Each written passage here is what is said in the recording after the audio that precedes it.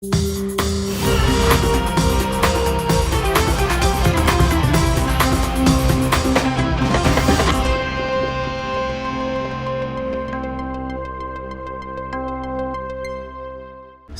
anos depois do golpe civil-militar que nos levou ao abismo, o quanto ainda resta de ditadura em 2024, no futuro imediato do Brasil? Quanto temos ainda que lutar?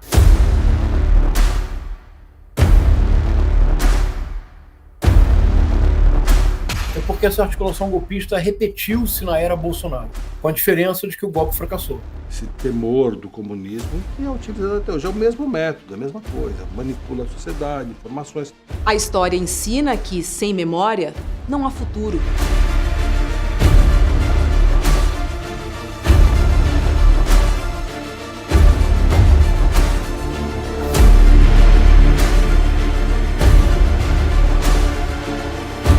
Eu acho que a evocação da memória, princípios que representavam aqueles grupos em 64, permanecem muito vivos, né? Deus, pátria, família e liberdade, né? São inclusive lemas declaradamente de extrema-direita.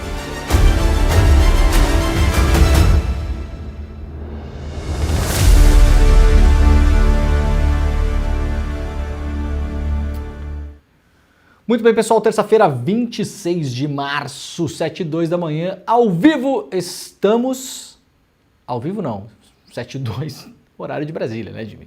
7h02, horário de Brasília, estamos ao vivo, está começando o Desperta ICL de hoje. Muito bom dia, muito obrigado à companhia de todo mundo, muito obrigado para quem já está por aí.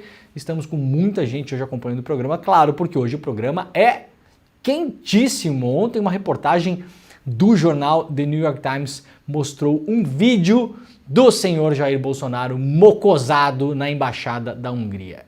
Como sempre, eu vou explicar tudo o que está acontecendo aqui. Vamos dar a notícia, a gente vai mostrar o vídeo, a gente vai mostrar o contexto.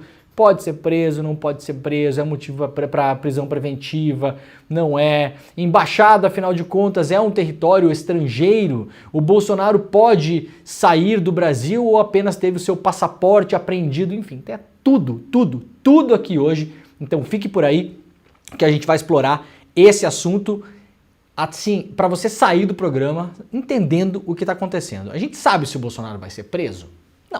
Não sabemos. Nós queremos que o Bolsonaro seja preso?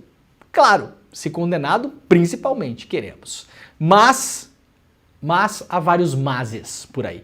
A gente vai colocar tudo para vocês aqui, para que a gente possa entender exatamente o que está acontecendo. Antes de mais nada, se você está chegando por aí nas redes sociais, nós estamos ao vivo no Twitter, na Twitch, no Instagram e no Facebook, mas principalmente nos nossos canais no YouTube. Então, muito obrigado para quem nos acompanha aí pelo canal do Eduardo Moreira, pelo canal do ICL Notícias e pelo canal do Leandro Demore. E se você está chegando por aí, faça aquela sua maratona breve pela manhã, deixa o like, ativa o sininho, assine os canais, mas principalmente compartilhe este programa. É importante que você faça isso. Se você for fazer uma única coisa hoje, eu peço que você compartilhe o programa, tá bom? Clica aí em compartilhar e manda o programa para as pessoas que você conhece, para as pessoas que você ama e também para o seu tio bolsominion, porque nada melhor do que irritar um bolsominion pela manhã, não é mesmo, Jimmy? Claro que sim.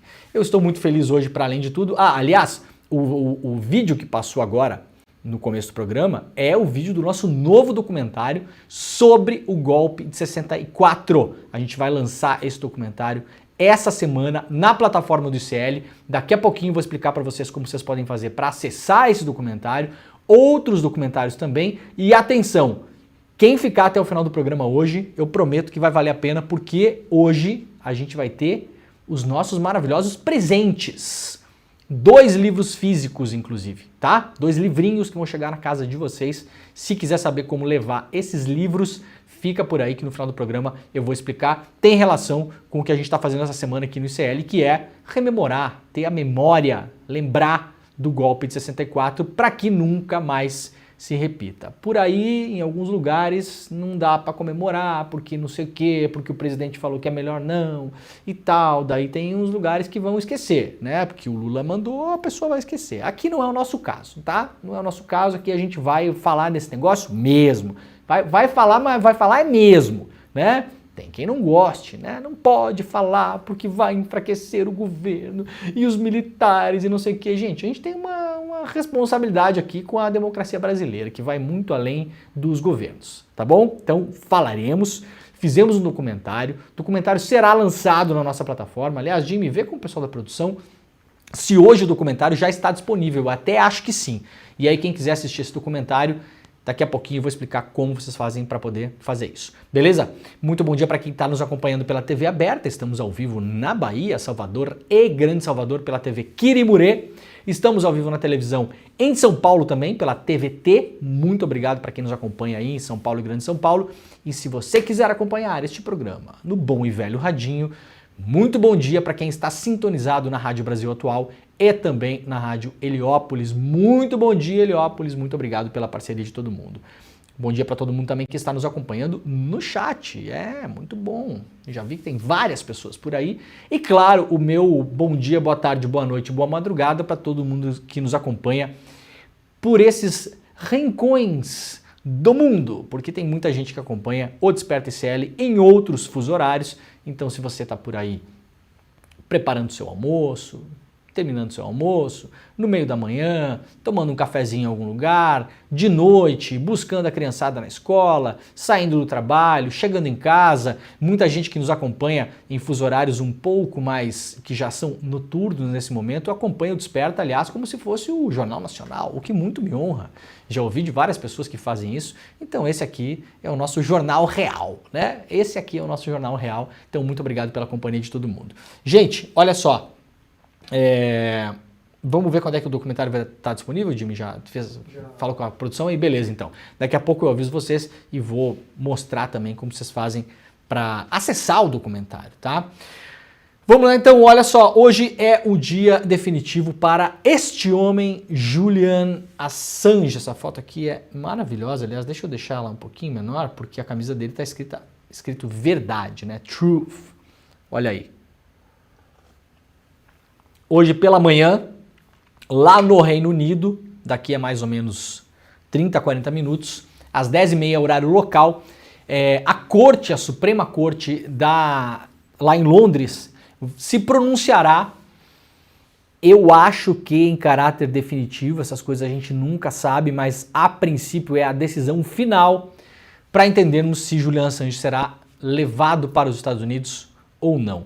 Para lembrar brevemente, o Assange é o fundador da Wikileaks. A Wikileaks é uma plataforma importantíssima de jornalismo e de dados abertos também.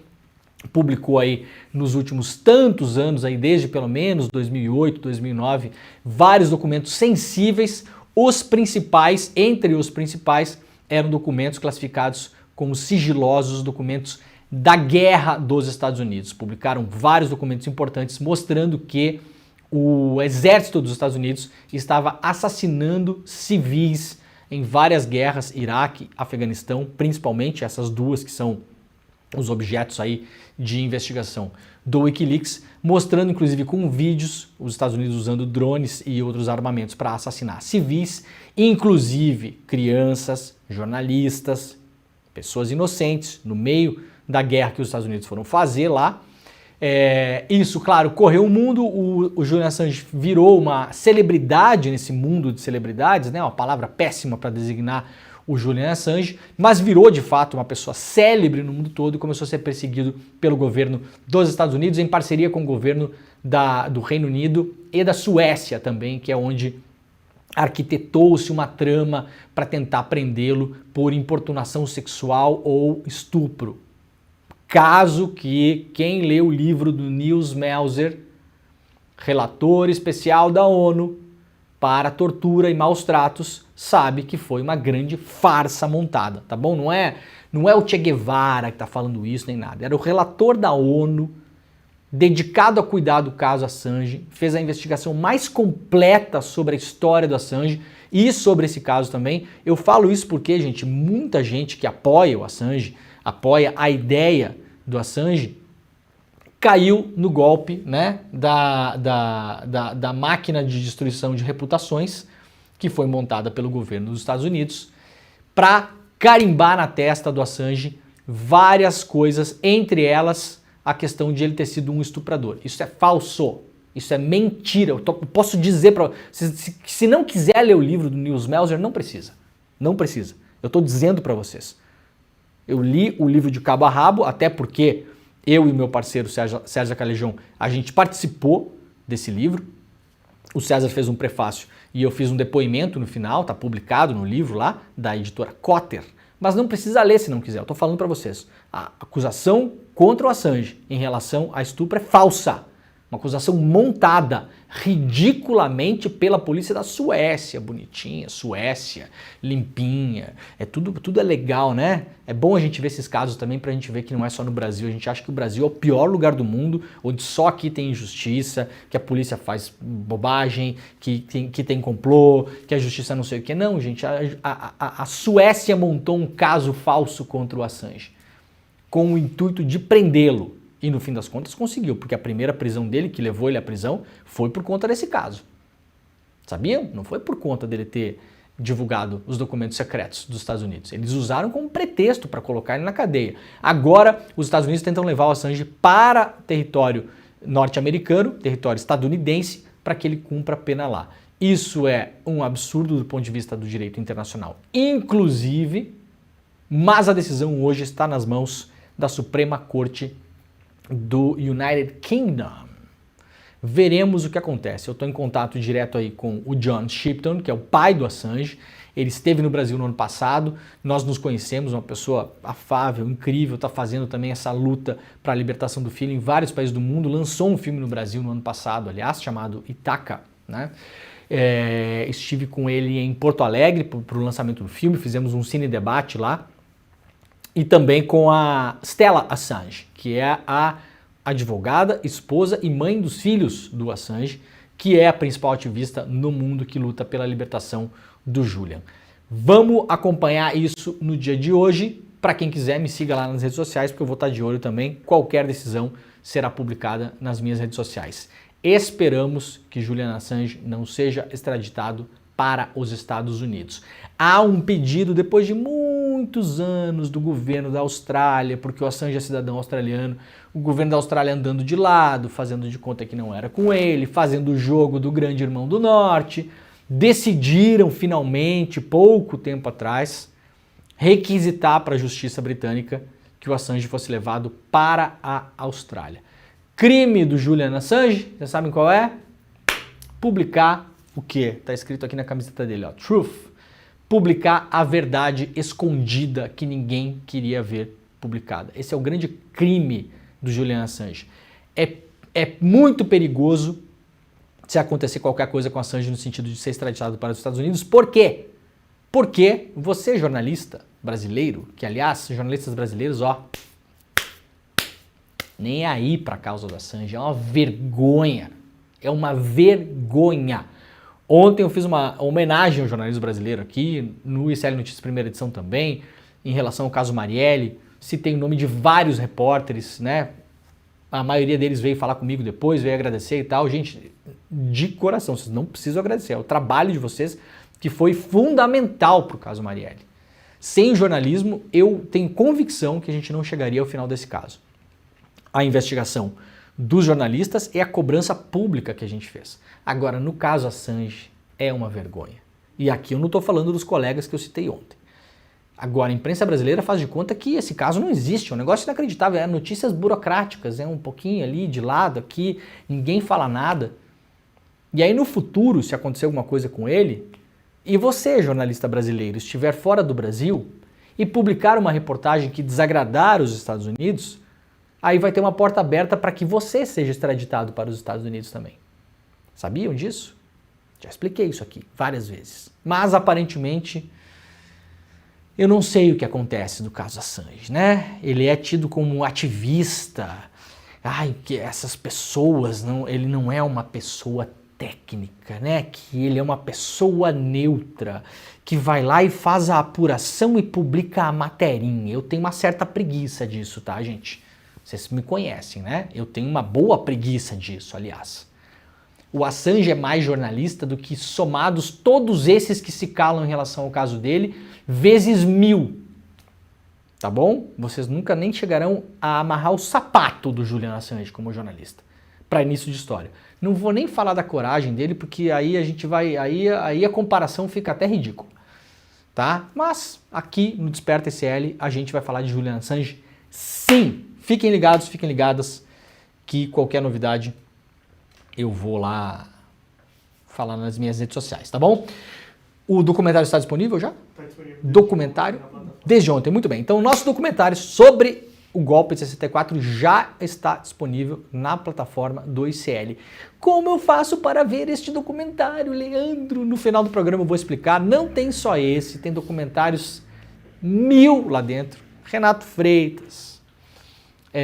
O documentário sobre o assassinato de reputações, que a gente fez também, que está incrível. Focando em 3 personagens históricos, a Maria da Penha, o Paulo Freire e a Marielle. E tem mais coisa vindo por aí. O nível dos documentários do ICL está fazendo assim, ó, cada dia que passa. Os que estão em produção, sinceramente, vão chocar mesmo em nível de produção, conteúdo. O que está acontecendo no ICL, vocês não têm noção, gente. Esse ano a gente vai anunciar várias coisas aí, aliás. Mas no final do programa eu vou mostrar para vocês como fazer para acessar, tá bom? Vamos lá então para o site do iclnoticias.com.br. Previsão de chuva sudeste segue sob risco de enchentes e deslizamentos. Portanto, olho para quem mora em regiões que podem ser atingidas pela chuva. As águas de março, fechando o verão, né? Não são mais tão poéticas como era uma vez. Aliás, hoje elas são preocupantes. Por culpa da ação humana, claro. Dá uma olhada lá no site do iclnoticias.com.br, que lá tem as regiões que podem ser afetadas e você e sua família podem se prevenir e se proteger caso for o caso da sua região, no caso, né? Mulheres recebem quase 20% a menos que homem, aponta relatório. Matéria publicada pela Agência Brasil, republicada pelo iclnoticias.com.br. Dados do primeiro relatório nacional de transparência salarial e de critérios remuneratórios mostra que as trabalhadoras mulheres ganham 20% a menos que os trabalhadores homens no Brasil. O levantamento inédito foi divulgado nesta segunda-feira pelo Ministério das Mulheres e do Trabalho e do Emprego. O relatório foi consolidado a partir de informações preenchidas no E-Social, o Sistema Federal de Coleta de Informações Trabalhistas. Ao todo, 50 mil empresas com 100 ou mais funcionários no Brasil preencheram as informações relativas a 2022. Portanto, isso aqui não é um estudo que dá margem de erro, tá? Isso aqui não é pesquisa de rua, daí por telefone, que tem margem de erro. Isso aqui é um modelo matemático. Os caras pegaram os dados que foram compilados pelas empresas, que são os dados da massa salarial brasileira, não toda, claro, mas a gente está falando aqui de 50 mil empresas, não é pouco, né, gente?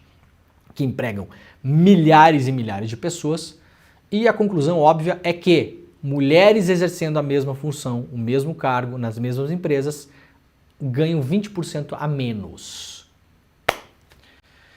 O objetivo deste documento é tornar conhecida a realidade remuneratória dos trabalhadores nas empresas e suas políticas de incentivo à contratação e promoção na perspectiva de gênero. Esse é o primeiro relatório e confirmou a desigualdade salarial entre homens e mulheres. Portanto, não é mais passível de debate e nem de discussão. Mulher ganha menos mesmo. Ponto final. O que fazer para reverter isso? Aí temos um caminho.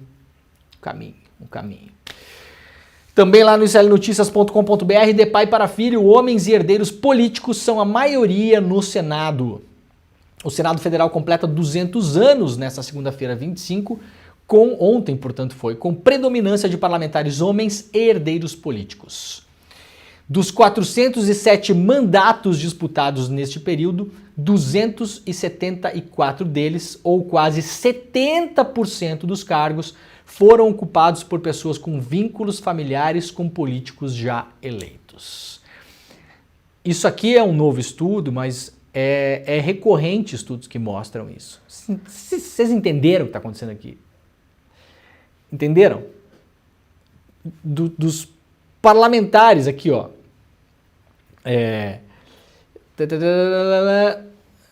Desde a redemocratização até a eleição, cerca de 2 em cada 3 senadores eleitos vieram de famílias políticas. Além disso, 9 em cada 10 eleitos são homens. Apenas 4 mulheres negras foram eleitas para o Senado de 86 até 2022.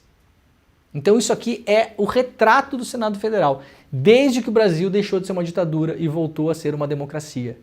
Foram eleitos 407 senadores. 407, tá? Quase 70%, ou seja, 7 em cada 10, eram pessoas com vínculos familiares de políticos já eleitos.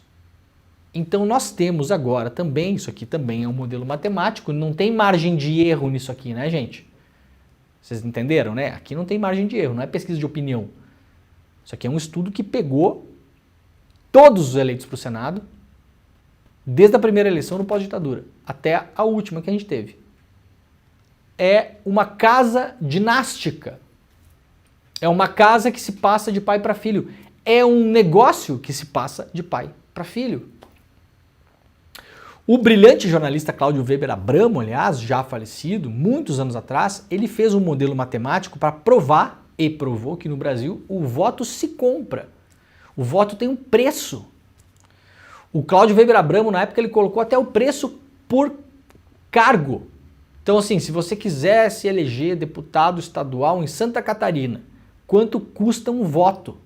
Ou seja, quanta grana você tem que colocar na eleição para ser eleito. Se você chegar, quantos votos você precisa? Ah, preciso de 19 mil votos. Ótimo. Então, se você botar X mil reais, né, que é o custo de cada voto vezes 19 mil, o número de votos que você precisa, você está eleito. Um modelo matemático que funcionava brilhantemente e segue funcionando, aliás. Então é claro que a gente não tem... Isso aqui é importante, sabe por quê? Porque muita gente fala o seguinte: cada país tem os políticos que merece. E isso é falso em relação ao Brasil. Sabiam? É falso por quê? Porque o Senado, esse aqui é um estudo do Senado, se fizer da Câmara talvez seja um pouco diferente, porque a Câmara, entre aspas, é um pouco mais democrática, e a Câmara elege muito mais maluco também, né? A Câmara tem muito tiririca, no Senado tem menos espaço para tiriricas. Então a Câmara vai ter um contexto um pouco diferente. Mas não é verdade que o nosso Congresso seja um reflexo do nosso povo. Isso é falso. Então não é verdade que lá, como representantes, nós temos uma fiel fotografia do que é o povo brasileiro em termos de representatividade. Isso é falso. Falso. Porque a maneira como se faz eleições no Brasil, historicamente, reforma política atrás de reforma política não muda nada, talvez até só piora, faz com que o nosso Congresso seja um espelho da nossa chamada elite. Ou de quem tem muito dinheiro, porque às vezes você olha na televisão, assim, o senador, o deputado, gritando e brigando, esperneando e arrancando a gravata, parece só um maluco. Mas vocês sabem que lá no Congresso tem muito parlamentar que é rico para um zaralho, vocês sabem disso, né? Tem gente, tem ricaço no Congresso. Tem muita gente que tem muito dinheiro no Congresso. Então, boa parte das pessoas que estão lá, principalmente no Senado, ou tem, ou é amigo de quem tem.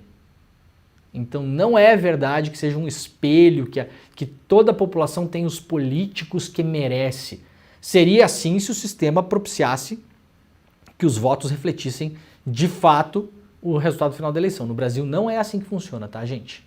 Não é. Não dá pra gente jogar nas costas do povo o que está acontecendo lá pra cima nesse caso, né? E isso aqui não é papo de antipolítica também não, tá? Eu só tô dizendo que a fotografia é essa, né? É o que é. 200 anos de Senado, portanto, 22% das cadeiras foram ocupadas por negros na última década. Ou seja, cada 10 senadores, apenas 2 nos últimos anos são autodeclarados negros. O estudo completo está lá no iclnoticias.com.br. Conselho de Segurança da ONU aprova cessar fogo imediato em Gaza. Parece notícia repetida, mas não é. O Conselho de Segurança da ONU aprovou nesta segunda-feira uma resolução de cessar fogo imediato na faixa de Gaza. É a primeira que o órgão consegue aprovar sobre uma trégua no território palestino. A resolução aprovada hoje foi feita por um grupo de 10 países rotativos liderados por Moçambique. São eles Argélia, Equador, Guiana, Japão, Malta, Coreia do Sul, Serra Leoa, Eslovênia e Suíça também participaram do pedido. Os Estados Unidos se abstiveram da votação. Todos os outros 14 membros restantes do colegiado votaram a favor, incluindo os membros permanentes que teriam o poder de veto: Rússia, China, Reino Unido e França. O texto determina um cessar-fogo durante o mês do Ramadã, o período sagrado para os muçulmanos, que começou dia 10 e termina no dia 9 de abril, mas pede que a trégua aumente até virar permanente. A resolução exige também a libertação imediata e incondicional de todos os reféns.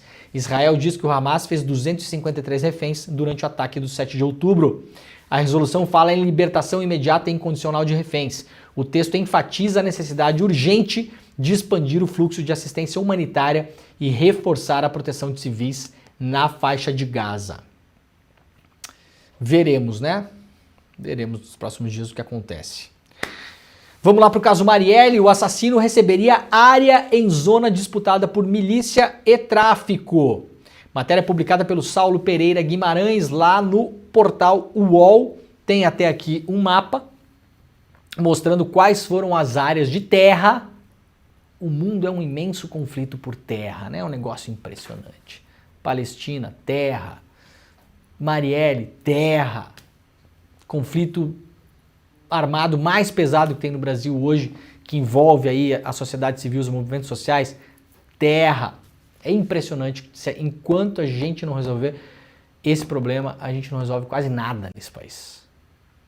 É impressionante. Como diz o Stedley, né? Vocês não querem acabar com o movimento sem terra? Muita gente quer acabar com o movimento sem terra. Faça a reforma agrária que no dia seguinte o movimento sem terra acaba. É o jeito de acabar com o movimento sem terra. Mas desse jeito o pessoal não quer acabar. O pagamento pelo assassinato da vereadora Marielle Franco seria feito ao PM Rony Lessa pelos irmãos Brazão, apontados pela investigação como os mandantes do crime, que estão presos, com terrenos de uma área disputada pelo tráfico e pela milícia na zona oeste do Rio de Janeiro, entre a Praça Seca e a Vila Valqueire. Juntos, os dois bairros registraram 69 tiroteios pelo controle do território desde 2017. Áreas prometidas pelos Brazão ficam perto das estradas da Chácara e Comandante Luiz Souto. Até hoje não são ocupadas, elas estão em uma região de mata, entre a estrada do Catonho a leste e a favela do Chacrinha. E aqui o UOL mostra o mapa onde seria essa área. Portanto, segundo a investigação da Polícia Federal, o pagamento para o assassino da Marielle seria feito com terras. Aqui estão os dois lotes e é justamente esse o motivo central, né? O porquê mataram Marielle, apontado pela polícia, que ela estaria, de algum modo, começando a se interessar por esse assunto e começando a dar sinais de que poderia ir para cima do zoneamento urbano no Rio de Janeiro, o que prejudicaria, de fato, vários negócios da milícia. Brazão ameaçou matar familiares de colega. Começo pelo neto e depois vou para o filho. Matéria publicada lá no UOL pela repórter Laila Neri. Domingos Brazão já ameaçou até familiares de um colega, de acordo com o relatório da Polícia Federal sobre o assassinato. Ele teria dito que mataria um conselheiro do Tribunal de Contas do Estado do Rio de Janeiro e sua família. No relatório final do caso Marielle, a PF reuniu denúncias de outros políticos contra os irmãos Brazão. Uma delas é sobre um caso ocorrido em 2017, portanto um ano antes do assassinato da Marielle Franco, quando Domingos Brazão era conselheiro do TCE do Rio de Janeiro. Na época, Domingos teria ameaçado de morte outro conselheiro do próprio tribunal e a família do conselheiro. José Maurício de Lima Nolasco havia feito um acordo de delação premiada com a Polícia Federal em uma investigação sobre um esquema de corrupção no próprio tribunal. O que eu falei ontem aqui? Que quem matou a Marielle foi o Estado e que o caso Marielle não terminou, pelo contrário, ele é uma janela aberta para a gente olhar de fato para o grande crime mafioso que acontece no Rio de Janeiro e no Brasil, por que não? O que é que tinha aqui em 2017? Já um delator do tribunal delatando corrupção no tribunal. Para quem é do Rio de Janeiro, esse caso não é novo, mas a nossa audiência aqui é nacional e, por que não dizer, global, então é preciso explicar. Afinal, este programa é um programa de explicações, né? Tem muita gente que não gosta, fala, você explica demais, né? Gente, eu não faço programa para jornalista aqui. Se você é jornalista, parabéns se você já sabe. Daí não precisa assistir, pode assistir outra coisa, né? Aqui é o programa para galera que está trabalhando, que está no busão, que está indo, né? Levando a vida, que não é obrigada a saber das coisas que a gente sabe. Delação levou a investigação de Domingos e de outros conselheiros. A Operação Quinta do Ouro, que é uma operação aí, para quem acompanha, uma operação clássica, digamos assim, né? Apurou que conselheiros do TSE do Rio de Janeiro recebiam propina de empresários para não fiscalizar obras e uso de verbas públicas no governo do Rio de Janeiro. Domingos teria feito as ameaças a outro colega enquanto almoçavam. Jonas Lopes de Carvalho Júnior deu um depoimento para a Polícia Federal relatando as ameaças que ouviu a Nolasco e sua família. Disse Brazão, se ele fizer isso, ele morre. Eu começo por um neto, depois um filho. Faço ele sofrer muito. Por último, ele morre. Isso aqui é uma declaração de uma pessoa que teria ouvido essa conversa em um almoço. Essa declaração foi dada para a Polícia Federal. O relato de Carvalho Júnior resultou na prisão cautelar de Domingos Brazão junto com outros 4 conselheiros, mas ele foi solto em 2023 e voltou a ocupar cargo no Conselho do Tribunal de Contas do Estado. O outro caso apontado pela PF é o da então deputada estadual Cidinha Campos. A Cidinha Campos, aliás, foi ouvida ontem aqui pelo ICL, no ICL Notícias, primeira edição. A Cidinha Campos, se vocês quiserem recuperar, a entrevista está aí no YouTube. Ela relata que Domingos, também deputado na época insatisfeito com as posições dela na Câmara, a ameaçava de morte quando eles se cruzavam nos corredores. Domingos chamou a deputada de, eu vou ter que falar aqui porque é o que está na declaração da deputada, vagabunda e puta no plenário em 2014. Segundo a Polícia Federal, as ofensas aconteceram durante a discussão de um projeto na Alerj. A deputada retrucou dizendo que é melhor ser puta do que assassino e ladrão. E teria recebido ameaças a partir de então. Mando matar vagabundo, mesmo isso é o que o Domingos Brazão falou no plenário. Tem esse vídeo, aliás, a gente não separou hoje. Sempre mandei, mas vagabundo eu mando matar. Vagabunda, ainda não mandei matar. Isso aqui é o nível do cara que foi colocado pelo Estado brasileiro no Tribunal de Contas. É difícil, né? O que Domingos Brazão fazia no Tribunal de Contas, gente? Que é o tribunal responsável por fiscalizar as contas do Estado. Que tem a ver com o quê? Construção civil, também. Terras griladas, ocupação de terras, ocupação de espaços. Negócios de empresas, de mafiosos com o poder público, né? O conselheiro vai lá, analisa e fala, não, tudo beleza. Segue o jogo, meus camaradas. É difícil a gente falar que isso representa o povo brasileiro, né? Temos a classe política que merecemos. Não é bem assim, né, gente? Não é bem assim. Essas pessoas são indicadas por motivos alheios à vontade popular. Vice do PT cria saia justa no partido ao defender acusado do caso Marielle. Não cria saia justa nenhuma, porque não é a primeira vez que o Quaquá faz isso, tá? Isso aqui não tem saia justa nenhuma aqui. Nenhuma. Nenhuma. O deputado federal Washington Quaquá, do PT do Rio de Janeiro, vice-presidente nacional do PT nacional, vice-presidente nacional do PT. Não é o Zé Ruela que está falando. E não é a primeira vez que defende Domingos Brazão. O que tem o Quaquá com o Brazão, será? O Quaquá? Você gosta tanto assim do Brazão? É assim, é fraternal mesmo a coisa? Toda vez que aparece a evolução do caso Marielle que envolveu o nome do Brazão, o Quaquá teve que sair para defender o cara? Que coisa esquisita. Não parece? O que tem? Vocês jogam ping-pong junto no final de semana? O que é? Vai perder o parceiro de pôquer? Qual que é o problema do Quaquá? É incompreensível essas defesas, né? Numa entrevista ontem, o Quaquá afirmou que é preciso ter clareza antes de culpar o ex-deputado Domingos Brazão. Não vou nem dizer que é inocente e nem culpado. Claro, né? O Quaquá, nem você, nem eu, nem a mãe Joana, quem vai dizer é a justiça. Isso é uma frase óbvia. Agora o senhor precisa vir a público para falar isso? Assim, qual a necessidade que o senhor tem de precisar se manifestar sobre o caso do Brazão? Isso que eu acho bem esquisito. Qual a necessidade? Não vi provas cabais, diz o Quaquá. Nem eu vi. O Quaquá, o inquérito está sob sigilo, meu camarada. Seria estranho se o senhor tivesse visto. Será uma surpresa negativa. Assim, eu vou repetir. Essa frase aqui pode ser falada por qualquer um de nós que estamos vendo o programa aqui. Tá bom? Vocês podem falar essa frase também, tá, gente? Olha só. Em relação ao Brazão, o que você acha, Leandro Demore? Você acha o que sobre o Brazão? Eu vou dizer o seguinte, eu não vou nem dizer que é inocente nem culpado. Eu posso falar essa frase também, porque eu não sou juiz. Eu não vou julgá-lo. Eu vou dizer que ele é culpado quando e se ele for condenado. Não vi provas cabais ainda. Eu também não vi, Quaquá. O inquérito é sigiloso, meu camarada. Nem o senhor, nem eu, nem ninguém viu. Só quem está fazendo o inquérito, quem está produzindo a investigação. Agora eu repito, qual a necessidade, porque a pessoa pode pensar isso, né, gente? Não tem problema nenhum. Mas não precisa falar. Por que o Quaquá ele precisa falar sobre o Brazão? Por quê?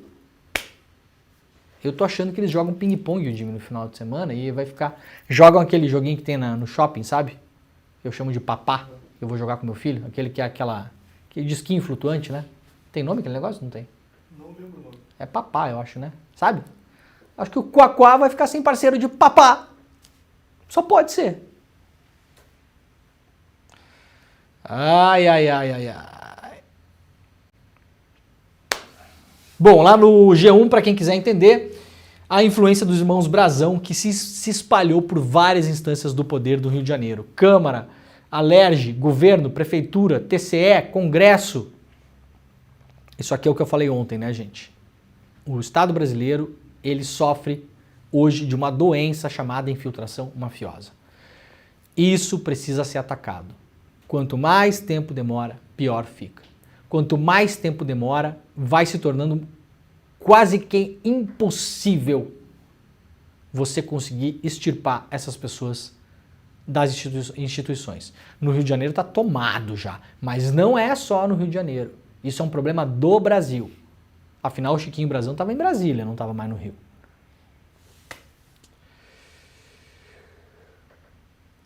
Muito bem, a PF deve investigar outros crimes sem resolução citados por Lessa a testemunhas, publica aqui o jornal O Globo. E também lá no Globo, o PF destaca a atuação de ex-chefe do Ministério Público do Rio contra a federalização do caso e cita a conversa com o Rivaldo Barbosa, isso lá no começo que se dizia que o caso poderia ser federalizado. A ex-procuradora-geral Raquel Dodge até tentou fazer isso, não conseguiu, deixou o cargo. E aí a coisa ficou por isso mesmo. Vamos só lembrar que a própria família da Marielle, no começo, não queria que o caso fosse, isso aí já no governo Bolsonaro, que o caso saísse do Rio e fosse federalizado, porque o ministro da Justiça era o Sérgio Moro. O presidente era o Bolsonaro. Eu também não ia querer que o caso fosse federalizado. Mas porque a família tinha muita confiança, inclusive no Rivaldo Barbosa, que foi preso ontem, que enganou geral, né? Mas principalmente muita confiança em alguns membros do Ministério Público do Rio de Janeiro. Por que eu falo alguns membros? Porque ali também tem problema, tá? Tem problema ali. Tem um grande amigo jornalista, repórter, que cobriu esse caso desde o começo, que eu não vou falar quem é aqui, que fala que no Rio de Janeiro, no Ministério Público, tem o MP do B, né? É o MP do Bolsonaro. Gente ali que não quer fazer com que essa coisa ande. Porque o problema da investigação do crime do assassinato da Marielle Franco é que não para ali. Se começar a andar, cai muita gente. Aqui, lá, ali, ali. Vai caindo e não para de cair. Bom, vamos lá para o grande tema do dia. Já estamos com 18 mil aparelhinhos conectados neste maravilhoso programa chamado Desperta ICL. Se você está chegando agora, seja muito bem-vinda, seja muito bem-vindo. Nós estamos ao vivo todos os dias às 7 horas da manhã, trazendo aqui as principais notícias do dia e, claro, fazendo explicações e contextos aqui para a gente conversar, porque esse programa, aliás, é uma grande conversa, onde basicamente só eu falo, né, Jimmy, porque estou sozinho aqui falando, inclusive, mas é importante porque eu vejo que as pessoas comentam muito nos comentários E é um programa que explica muito do que está acontecendo, que é a principal função aqui. Então vai chegando, vai deixando o seu like. Daqui a pouquinho eu vou mostrar para vocês como vocês podem fazer para assistir o super documentário que a gente produziu sobre o golpe de 64 e também levar para casa de lambuja 2 livros e um outro presente surpresa que daqui a pouquinho a gente vai mostrar para vocês, tá bom? Antes de mais nada, ontem o jornal New York Times publicou no meio da tarde um vídeo mostrando o quê? Mostrando que o senhor Jair Bolsonaro foi se mocosar na embaixada da Hungria em Brasília. Foi tomar um café com o embaixador? Não. Era uma agenda oficial programada? Não. Porque, aliás, chegou no meio da noite. Chegou no meio da noite. Nós vemos nas imagens que a gente vai mostrar para vocês agora aqui, porque sim, tem vídeos de câmeras internas na embaixada. Como que o New York Times conseguiu esses vídeos? Parabéns para os jornalistas do New York Times. É assim que a roda gira. Tá bom? É assim. Eu raramente fico especulando sobre fonte alheia aqui. Peguei um asco disso, aliás, porque na época da Vaza Jato, metade da imprensa brasileira gastou mais tempo especulando sobre a fonte da Vaza Jato do que sobre as graves denúncias que foram denunciadas pelos chats. E eu acho isso uma vergonha, tá? Para além de tudo. De vez em quando a gente aqui fala um pouco sobre os interesses das fontes, ou por que isso é colocado aqui, colocado lá. Na semana passada falamos sobre o Mauro Cid, né? Por que foi vazada aquela conversa do Mauro Cid para Veja? Tudo bem, colocando no contexto, mas eu não fico aqui sendo fiscal de fonte de jornalista. Eu acho meio ridículo quando se faz isso, aliás. Então, essa discussão não é para mim, tá bom? No vídeo dá para ver que o Bolsonaro chega lá, tem funcionários correndo de um lado para o outro com travesseiro, com máquina de café. O New York Times fala que os funcionários foram pegos meio de surpresa ali, então correndo com um travesseiro para montar uma cama para ele. Pega uma máquina de café, leva para o quarto. Isso parece um negócio que foi planejado, gente? Isso parece algum tipo de agenda? Isso parece algum tipo de encontro que foi combinado antes? Ou parece, de fato, alguém que está tentando se mocosar numa embaixada caso algo aconteça? Vamos lá. Primeiro, o vídeo. Vai, Jimmy.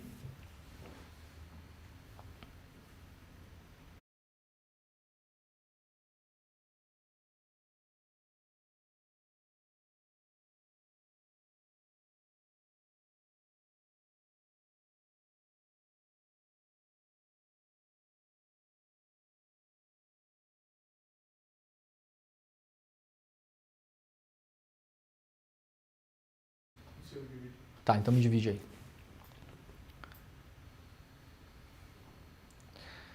Bom, gente, vocês estão vendo o vídeo aí, né? Como ele tá sem som, eu vou narrando pra vocês, tá? Esse aí é o Bolsonaro, então, chegando lá na embaixada, junto com o embaixador da Hungria. Lembrando que o Viktor Orbán, que é o presidente da Hungria, é um presidente dessa onda da extrema-direita, do Trump, do Bolsonaro, do Milei. Esteve na posse do Milei, aliás. Eu até brinquei, deve ter sido a primeira vez na história que um presidente da Hungria visitou a Argentina. Tá aí o Bolsonaro, ó, chegando no consulado. Esse consulado fica em Brasília. Para quem conhece Brasília ali, ele fica numa área que tem... embaixada, né? Numa área que tem várias embaixadas ali. Tem a embaixada da Alemanha, tem a embaixada da República Tcheca, tem a embaixada do Líbano, se eu não me engano, é do lado, né? Então é uma área consular que tem várias casas, são mansões, são os casarões que foram feitos lá em Brasília. Aí entra no elevador e vai para os seus aposentos. A matéria do New York Times é super completa, ela está publicada em inglês, mas para quem quiser ler a matéria está resumida no site do ICL Notícias em português, então quem não conseguiu ler a matéria ontem em inglês, a reportagem está lá no iclnoticias.com.br, então pode voar para lá para ler isso. E isso gera, claro, um imenso debate. Vamos colocar a coisa em contexto, que o contexto sempre importa. Sem o contexto a gente não entende nada. O que é que acontecia nos dias em que o Bolsonaro foi para lá, tá? Vamos lembrar, ficou 2 noites lá, 2 dias, dormiu na embaixada. Então não é assim uma coisa que peraí, eu não posso, mas tomei um café, ops, sem querer. Não, negócio que assim, foi e ficou. Vamos lá. Dia 8 de fevereiro, passaporte do Bolsonaro foi entregue para as autoridades. Dia 8 de fevereiro, passaporte entregue às autoridades. 4 dias depois, em pleno carnaval, o Bolsonaro vai se mocosar na embaixada da Hungria. Tá? Esse é o contexto do que está acontecendo na época. No mesmo dia em que Bolsonaro foi, aqui a revista Fórum fala para asilo na embaixada. Eu amo o pessoal da revista Fórum, mas isso aqui não tá preciso, tá, galera? Vou explicar por que aqui. Então o Bolsonaro foi para a embaixada húngara 1 hora após convocar a manifestação do dia 25. Então vamos lá para o contexto? Operação da Polícia Federal. Busca e apreensão na família Bolsonaro. Aquela que teve o Carluxo, jet ski, não sei o que, tá? Passaporte do Bolsonaro apreendido, dia 8. 4 dias depois, o Bolsonaro convoca uma manifestação na Paulista, o que foi visto por muitos como uma provocação ao Supremo e ao processo no qual... a investigação ao qual o Bolsonaro responde. Então, cara, tá sob investigação, tá sob tensão, tem o passaporte retido. Ele convoca uma manifestação na Paulista. Muita gente naquele momento ali fala, olha que o senhor está provocando, isso aqui vai dar problema, o senhor está sendo investigado, nesse caso aqui, por tentativa de golpe de Estado. Isso pode ser visto pela Polícia Federal, pelo Ministério Público, pelo STF, como um tensionamento proposital em relação à investigação sobre a qual o senhor está sofrendo nesse momento. Então rola essa conversa naquele momento. 1 hora depois ele chega para se mocosar na embaixada da Hungria. Tá? Abre-se um leque de discussões. Vamos lá, primeira coisa. Bolsonaro teve o passaporte apreendido. Então ontem, conversando longamente com um amigo, que eu não vou falar quem é, mas ele vai assistir o programa e vai saber quem é. Que ele fica fazendo o meu advogado do diabo ali. Ele falou para mim assim, não pode ser preso Bolsonaro preventivamente. Leia o que está na cautelar, na determinação do Alexandre de Moraes em relação ao passaporte. O Bolsonaro teve o passaporte confiscado. Mas se ele quiser ir para a Argentina, por exemplo, que não precisa de passaporte, pode entrar por terra com a carteira de identidade, ele pode. Não pode. Tá? Não pode, porque eu segui o conselho do meu amigo, eu fui ler o que está escrito no documento. O que é que está escrito no documento? O que é que está escrito na decisão do Alexandre de Moraes em relação ao Bolsonaro e outros? Está escrito textualmente, que o Bolsonaro está proibido de ausentar-se do país. Não está escrito que ele está proibido de usar o passaporte. Tá bom? Então vamos ao texto. Prenderam meu passaporte, mas eu posso ir para o Paraguai. Não pode. Porque está textualmente escrito que o Bolsonaro não pode se ausentar do país. Se o Bolsonaro tivesse ido para a Argentina, a gente poderia dizer agora aqui, publicamente, que o Bolsonaro deveria ser preso imediatamente. Porque ele afrontou uma determinação judicial textual. Ele ausentou-se do país, ele não pode fazer isso. No caso da embaixada, é a mesma coisa? Não, não é a mesma coisa. Embaixada não é considerado território estrangeiro, tá, gente? Não é assim a coisa. É uma zona cinza. Ela tem alguns privilégios, né? Mas assim, vou dar um exemplo. Se acontecer um assassinato dentro de uma embaixada estrangeira no Brasil, tá? Aquilo vai responder à lei brasileira. Então não é um território estrangeiro, nem poderia. Um país não daria pedaços do seu território para outros países. Isso não faria sentido, não é mesmo? Alguns dão, né, em forma de base militar dos Estados Unidos e tal. Tá? Mas tudo bem. Nesse caso não é. Se tiver notícia, por exemplo, de uma agressão sexual dentro de uma embaixada, da embaixada da Hungria, quem é que vai investigar isso? A polícia da Hungria? Não, não é a polícia da Hungria. Qual é a lei penal a qual aquelas pessoas que cometeram aquele possível crime estão submetidas? A lei penal húngara? Não, não. Vocês imaginem o seguinte, no limite, para todo mundo entender, se assassinato for despenalizado na Hungria, por exemplo, está liberado o assassinato, não é mais crime, tá?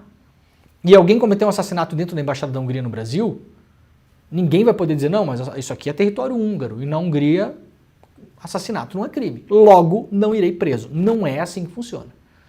Então, há proteções, tem todo um regime especial, segundo as convenções de Viena, aquela coisa toda, mas embaixada da Hungria não é igual a ir para a Argentina, tá, gente? Não, esse paralelismo assim, igual, não é. Pode gerar uma discussão jurídica? Pode. Por quê? Porque pode se colocar isso aqui num contexto.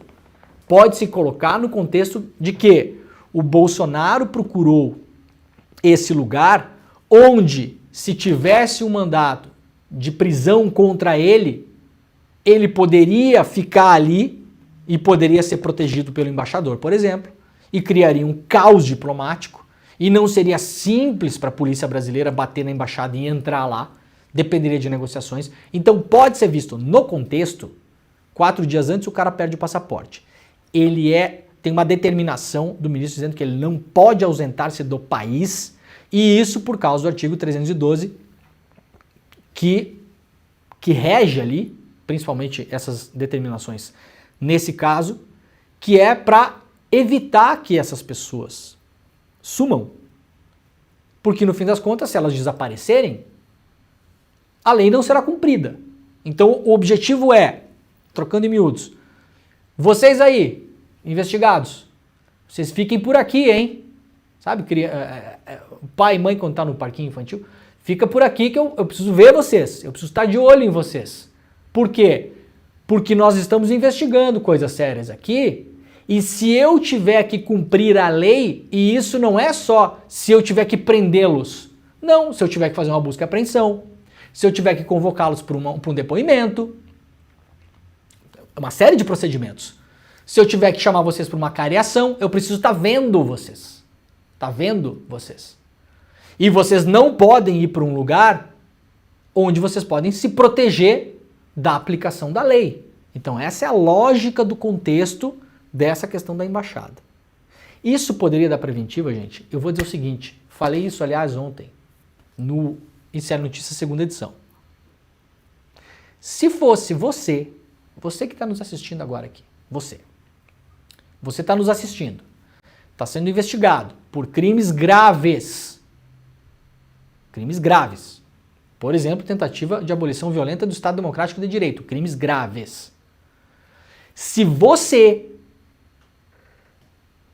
se mocosasse numa embaixada por 2 dias e a polícia descobrisse, meu camarada, você já estava em cana, tá? Já estava em cana. Estava numa preventivinha básica. Podia sair depois de uns dias. Aliás, se o Bolsonaro foi preso numa preventiva, ele pode ser preso numa preventiva nas próximas horas e pode sair depois. Pode sair, por exemplo, com tornozeleira eletrônica. Então o Bolsonaro pode ser preso e sair. Pode ser preso e sair em 2 dias. Pode. O Bolsonaro não está preso nesse momento, por quê? Porque o Bolsonaro se segura no cálculo político. Hoje há um cálculo político para saber qual é a hora de se prender o Bolsonaro. O Bolsonaro hoje se protege na sua figura de ex-presidente e de líder popular. Se fosse uma pessoa que ninguém tivesse nem aí, estava preso. Vocês imaginem o seguinte, uma pessoa sendo investigada por tráfico internacional de armas. Pessoa investigada, a pessoa não é ainda réu, não está se defendendo, não está respondendo ao processo. Investigado, tá? Teve uma operação da Polícia Federal, pegou um monte de gente, prendeu uns, deixou alguns soltos. Os que deixou soltos falou o seguinte, olha só, a gente está investigando vocês por tráfico internacional de armas, mas é o seguinte, me dá aqui teu passaporte e você está proibido de se ausentar do país, porque eu não quero que você suma, ou que você fique longe dos meus olhos, porque eu preciso aplicar a lei. E aplicar a lei significa, eu preciso poder chamar você quando eu quiser, para dar depoimento, para fazer a cariação, para isso, para aquilo, para aquilo, para aquilo, para aquele outro. Vocês imaginem se essa pessoa investigada por tráfico internacional de armas se mocoseia numa embaixada. Vai lá e se mocoseia na embaixada de Israel, fica 2 dias lá e depois a polícia descobre.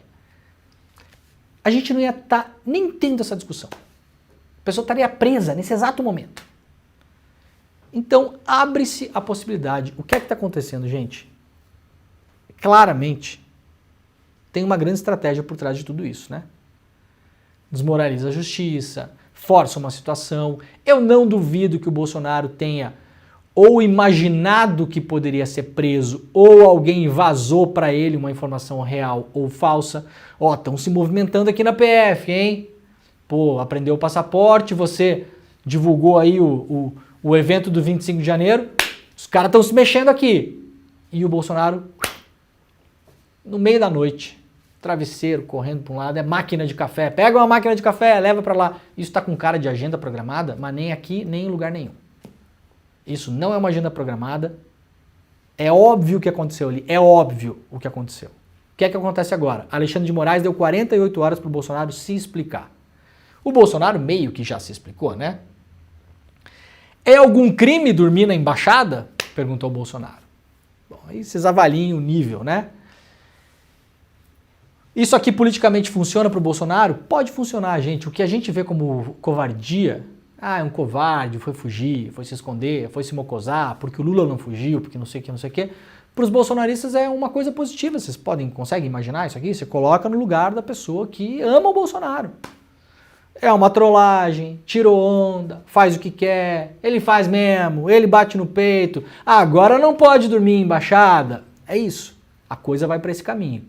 Isso em termos de imagem, para os bolsonaristas e eventualmente para alguém que está um pouco indeciso aí, ajuda a reforçar a imagem de que o Bolsonaro é um perseguido. Atenção nisso, tá bom? Não é o que eu gosto, é o que eu acho mesmo. Ajuda a reforçar a imagem que é um perseguido. Porque afinal de contas não pode nem dormir numa embaixada mais. Agora não pode mais ir tomar café com o embaixador. Ajuda a reforçar essa história. Veremos o que acontece nas próximas horas, veremos quais vão ser as decisões em relação a isso aqui. Pode ter prisão preventiva? Pode ter prisão preventiva. Pode. Assim, gente, é muita cara de prisão preventiva isso aqui, tá? Não sei, não tá claro, não sei o quê. Bolsonaro foi pedir asilo, até onde sabemos, não. Se ele tivesse pedido asilo de fato, poderia ter prisão preventiva. O Daniel Silveira foi assim, pediu asilo em 4 embaixadas, teve prisão preventiva decretada. Vamos esperar as tais 48 horas. Eu achei que a gente ia ter uma Páscoa tranquila, Jimmy. Aparentemente a gente vai ter que trabalhar. Então fiquem ligados no ICL, que os próximos dias tendem a ser muito quentes. Tá bom? Ó, a gente vai explorar mais isso no ICL Notícias segunda edição, mas eu quero rapidamente dar um recado final aqui. Prestem atenção. Para tudo que você estiver fazendo agora, porque isso que eu vou mostrar agora aqui só vai rolar até segunda ordem hoje, tá?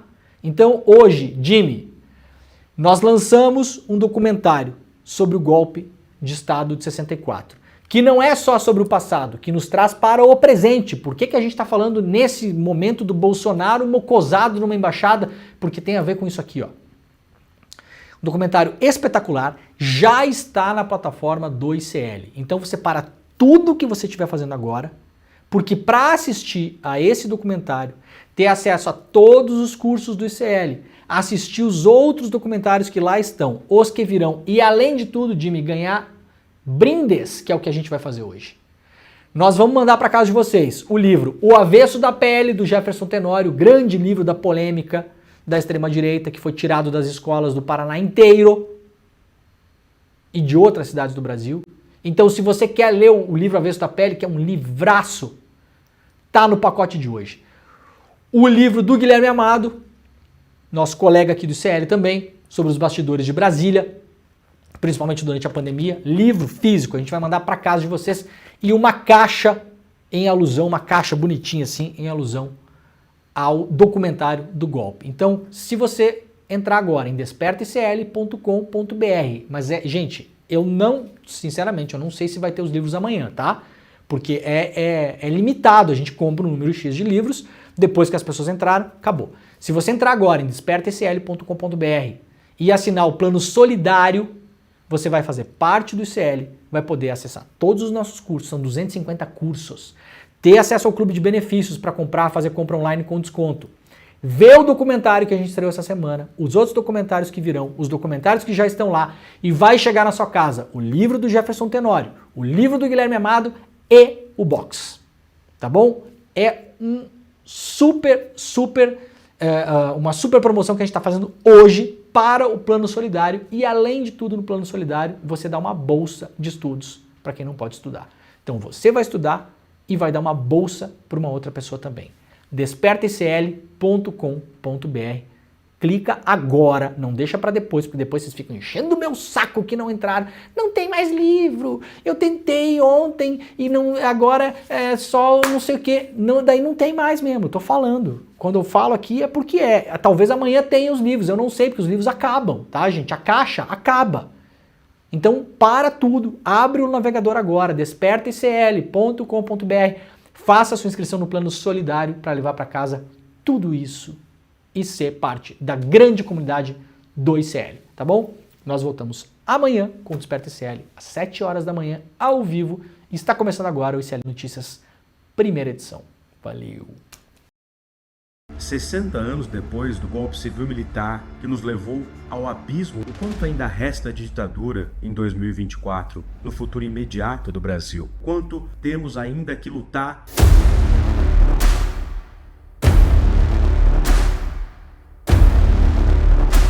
É porque essa articulação golpista repetiu-se na era Bolsonaro, com a diferença de que o golpe fracassou. Esse temor do comunismo e é utilizado até hoje. É o mesmo método, é a mesma coisa. Manipula a sociedade, informações. A história ensina que, sem memória, não há futuro.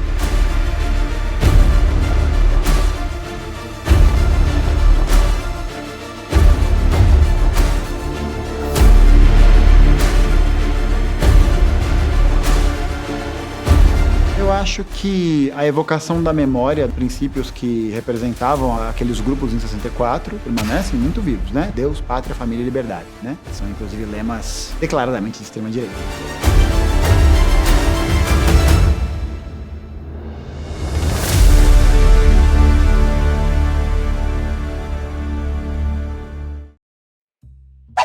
No Em Detalhes de hoje, eu converso com o Lucas Pedretti, que é pesquisador, é historiador também. A gente vai falar sobre os 60 anos do golpe de 64, as consequências da anistia para a nossa democracia e o nosso contexto político atual. É hoje, a partir das 10h30 da manhã, depois do ICL Notícias, primeira edição.